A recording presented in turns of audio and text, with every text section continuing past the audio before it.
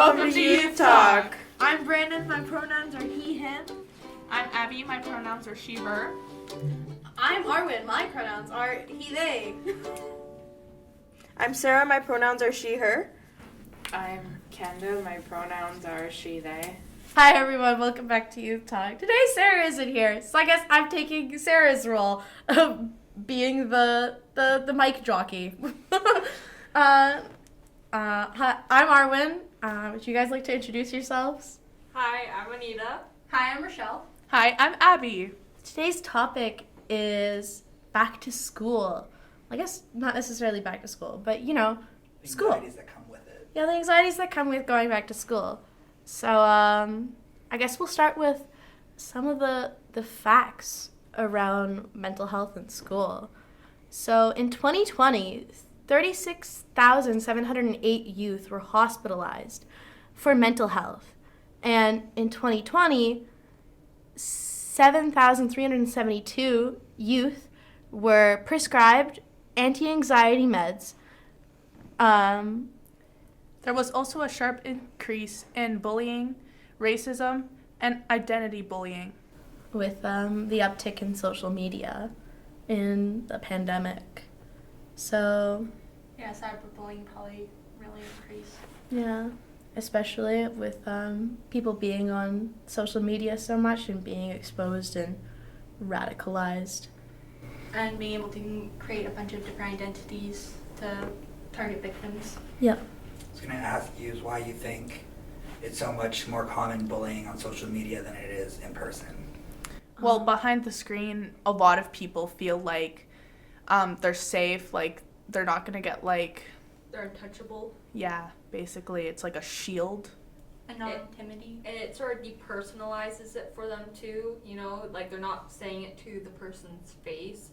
So, they don't feel like they'll have any real repercussions from it because, the person is not there really to stand up for themselves. They can only do it through the screen, and it sort of separates them from, the consequences, or they feel it separates them, and that probably attributes to the fact that they, can get very vicious online with their bullying. Yeah, it's still definitely like a really commonly held belief of, oh, you're getting picked on online, just put the phone down. Just don't look at it. But that's not, you can't just not look at it. Your brain hyper-focuses in on negatives. I know That's how it when I works. was getting bullied, I didn't even have social media, but people were bullying me on social media, and showing me. I didn't even have, a phone or anything, and they just, they were showing me anyways. So, even if you did put down the phone, there's other ways they can get to you.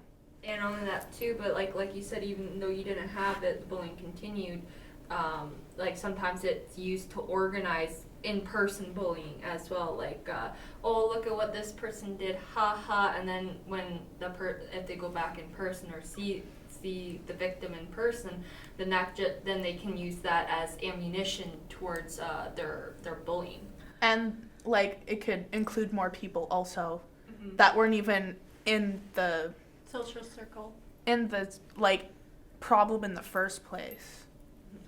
I will say on a kind of more positive note of the topic is that even if you think that nobody likes you, us as humans are much more likely to underestimate the amount of people that like us. So you are more liked than you think you are because humans are just insecure and there's nothing we can really do about it. But I promise you, you are more liked than you think you are. And a lot of times too, we're not tolerating cyberbullying as much. Normally they do it within a circle of people who want to bully as well, but there's a lot of people who don't want to be in that circle because they don't want to be bullies, because that's frowned upon more now. Doesn't mean that there's not going to be anymore. There's still going to be bullies, but there's a lot of people who would be willing to stand up if they do see it. Yeah. Also, it's being taught in schools, cyberbullying is just as bad as every other type of bullying. Mm-hmm. So, Not only that too, but the cyberbullying stuff, I believe it can be prosecuted now as like they can Harassment? harassment and stuff like that, and because it is online, there is proof. It's a charge of its own. Yeah, exactly. Yeah, so I feel like there is more repercussions now for that when previously there wasn't, because it was such a new territory. Okay, so I guess we'll move on to our questions now. Abby, you said you wanted to go first. How do you feel when you hear the words back to school? Well, personally, I get excited because I get to see my friends again, and I get to see my teachers, or just like maybe there's a new kid in the class. Me personally, like, I like to learn. I like to be in a learning environment. So I like school for that reason, and to also hang out with friends. Because like that's sometimes the only time when we can organize to get together, you know. For me, for back to school, I like trying different experiences. So I know most of the time our classes are the same year to year, but especially in high school, you can start branching off in grades 10, 11, and 12. And for me, it was really exciting getting to go in and try new things. With my extra courses, I was able to choose. So that's what I really enjoyed about it, the new experiences that came along with going back to school. Dang, I guess I'm gonna be the odd one out here.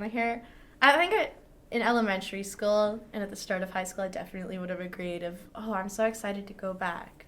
But hearing the word, like, even right now, I feel tight in the chest and kind of anxious. Causes a lot of, hearing the words back to school and thinking about going back to specifically high school. I don't know why it is, my brain is always like, it's gonna be like high school. I get so anxious. Yeah, definitely. I mean, there was a lot of happy things in my mind when I hear back to school, but also there's like, oh no, I'm gonna have to see the people that didn't like me again, or oh yay, I get to see this teacher. I have to do the classes that stress me out, like math or science.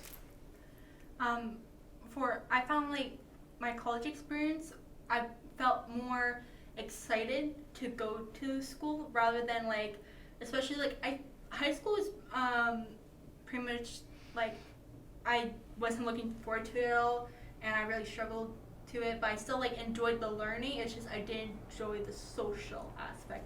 The drama? Yeah. I think you were more excited for college because in college you actually get to choose what you're going into. You get to choose the course, the degree that you're going into. While high school, it's a mandatory thing, and I think that's what really impacts how excited people are for high school versus. Well, you go to college and meet more like-minded people. So you like the same major. Exactly. It's one thing I'm looking forward to about university, which I'm hoping is coming up, is meeting more people who like the same topics as me, because that was not a thing. Yeah. And you mentioned that you get like that tight feeling in your chest from like when you think of going back to school, and you get like you know, it's going to be like high school and stuff like that. What were some of your experiences that that you find contributed to that? You know, if you don't mind sharing. I guess it also kind of leads into our next question of like what bothers you most about back to school. I was mentioning this earlier in our conversation before the podcast. It was never that I was picked on, because this sounds mildly cocky to say, but I know I have a pretty face. I get told often, it's like, well, you're stereotypically attractive. I was never bullied because I haven't like a nice face, but I didn't have any friends. I had no friends. And like people are like, oh, that's like an exaggeration. You probably have one or two friends. No. I went to school, and the only people I talked to during the day were my teachers and my counselors. I ate lunch with my counselors. Oh my god, when it's actually funny you mentioned that, because I would have like a weekly, and I remember the day of the week, it was Tuesday. Every Tuesday lunch, I would spend the entire lunch period in grade 9 eating lunch with my counselor and stuff, because at that time, I didn't really find my group of friends, and I was struggling and stuff, and their counselors are chill.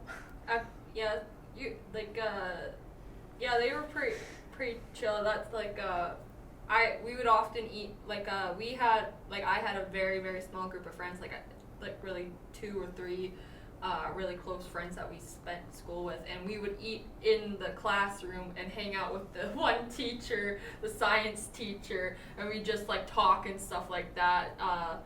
So I sort of get what you mean with like sitting with the teachers and Yeah. I didn't really have that experience since I didn't have a very good experience with the counselor at my school. So that's like, it really bothers me that I couldn't have had like a better experience because I did need the counselor. And so I really wish I would have had like the chance to have a better counselor at school. And also, like, I get what you mean by eating with the teachers too. Like, it's, for me, was the thing I used to do because when I was in a wheelchair, I didn't really have friends because people were afraid of me. So yes, I ate with my teachers too, and it really bothered me at the time, though, about that, but now I'm very grateful. Yeah, I'd say overall, like, that period of even just like grade 7 and 8 to high school, and I think a lot of that has to do with hormones, unfortunately, and just the things that happen during that period of time. I find most people say that it felt very lonely.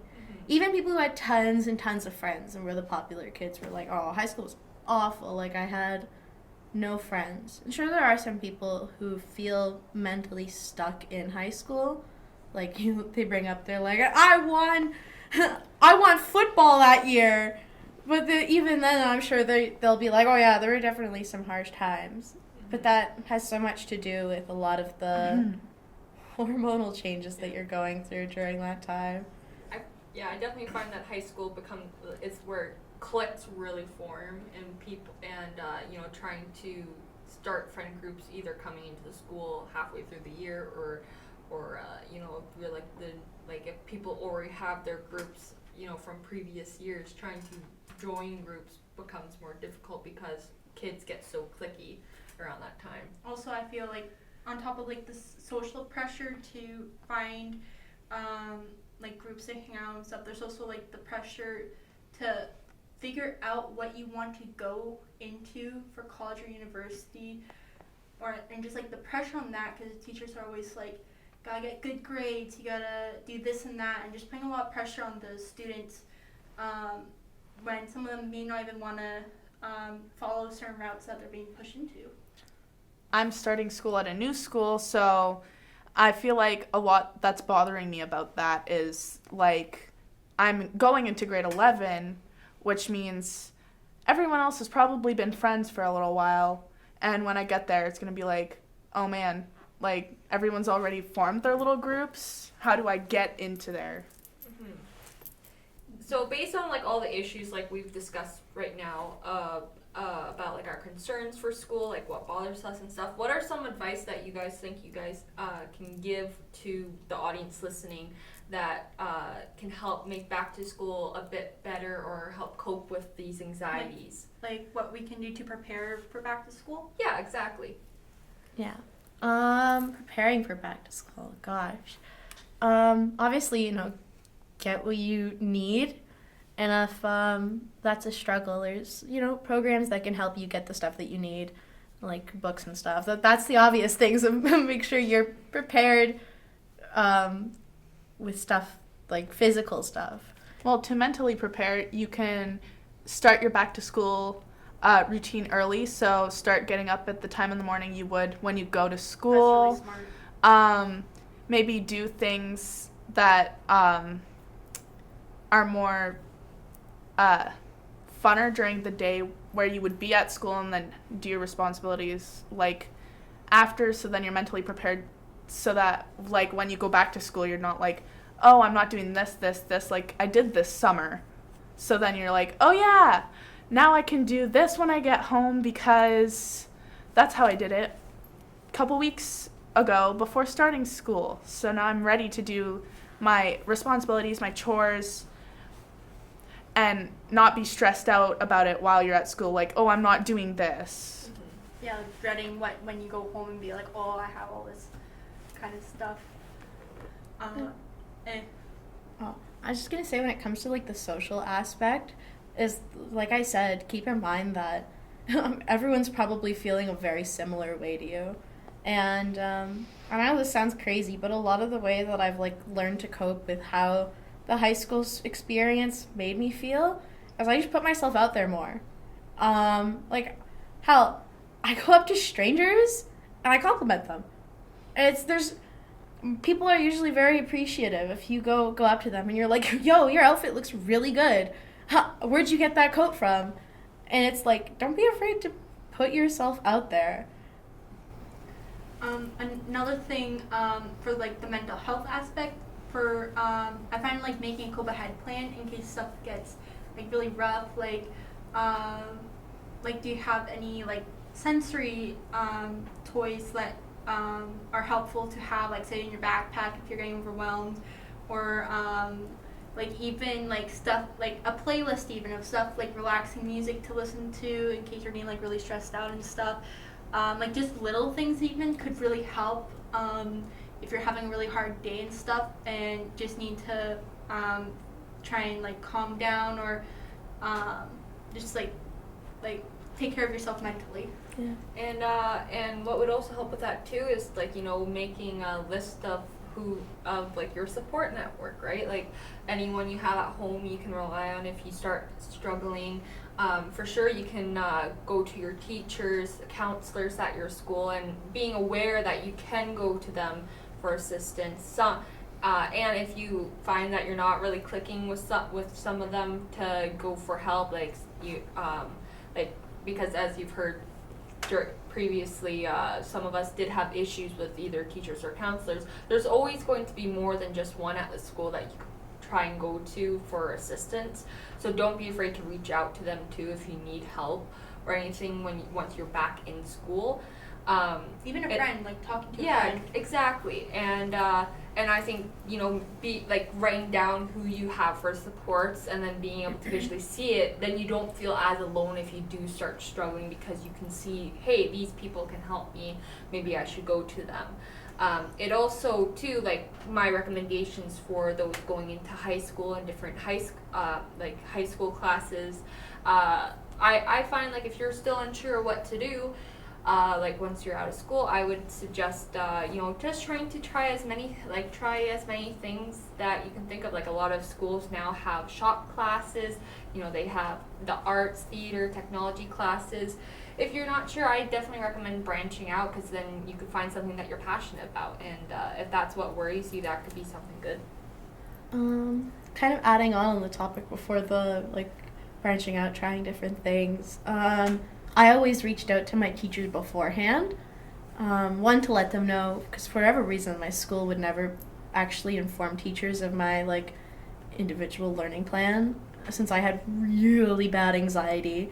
That was like, I would have panic attacks, but nobody would see I'm having panic attacks. I'd just be sitting there like, I guess you guys can't see, but you know, kind of in a daze. But I had a specific plan because I would be too anxious to tell my teachers I need to go see a counselor. I had a plan that either I would message somebody at home, or I would I'd message somebody at home who would call the principal, and the principal would call the school and be like, hey, I need Arwen. Or I would just say, hey, the principal needs me, so I have to peace out. Like, that was my go-to plan. And we made sure that we had those plans set up for me, so it wasn't so nerve-wracking when I needed to go see a counselor. Mm-hmm. Yeah. One of the options for my IEP was like cue cards, so different colors, like yellow, like a green light system where it's like yellow is when it's like I'm kind of like unsure, and then red's like where I have to go. So the teacher doesn't ask me like when I'm getting up to go, it's like, hey, where are you going, kind of thing, because being signaled out and stuff when you're leaving the classroom is like Yeah. makes it worse. So going along with like what we were talking about, like taking care of mental health and like IEPs and stuff, is that can fall under like self-care, which is really important when you're going back to school. And so because like self-care, like you can't like do your best in school if you're struggling like mentally and stuff. And That's why I like stuff like IEPs or knowing resources in your school to support support you while you're going through high school is really important to be able to do your best. I also think with the self-care too, especially if you start getting in like a worse mindset and stuff, sometimes just taking care of your physical body becomes harder. Like, and I know it can be hard, but sometimes, if you find that you're because depression can make you like, if you start falling into it, can make it hard for you to, basic hygiene sort of things, because you just get so stressed. Sometimes it does help you start to feel better if you do start, like, I know it'd be like, oh, it's so much work and stuff, but, if you, like, when you're in that mindset, actually doing it can start to help you make you feel better, because then you feel cleaner, you start feeling more better about your self-image, and that can sort of help you start getting out of it. Obviously, as certain circumstances, whatever has caused you to go into that place, at least this will help you make you feel better about yourself. Dry shampoo and then deodorant if you feel like you don't have the energy or motivation to take a bath. It's really helpful, and even if you can just brush your teeth one time a day instead of two, it's better than nothing. So finding handy tricks like that to help when you're going through a period of depression can be a lot better than just like nothing. Yeah, just like even then, like self-care isn't like so like black and white. I know like when people think of self-care, they think, oh, I'm gonna go take a nice bubble bath, and some people are like, oh, bubble baths, I don't want bubble baths, and so they're like really put off from self-care. Self-care can be, playing some games with your buddies, or hanging out with your dog, going on a little walk. Your favorite song. Yeah, listen to your favorite song. I went and got like a box of Peeps. Not that food should be a coping mechanism. Don't fall down that rabbit hole. Food is not a coping mechanism. But Peeps made me, it would just be, if I was having a huge mental breakdown, I'd go and get, a Toblerone or like a thing of Peeps, and I'd just enjoy myself some Peeps, and then we'd watch a movie. It's called self-care. It's not like other people care, so do what's best for yourself. Yeah. Wrapping up, let me pull out a quote. I'm gonna go with the first one that I see. Brandon's not here to pick it, so let us remember: one book, one pen, one child, and one teacher can change the world. Yay! And teachers, school. Yeah, teachers. Yeah. And so that wraps up our episode for today. We'll see you next month. Hopefully, in not 2 months' time. We'll see. Maybe.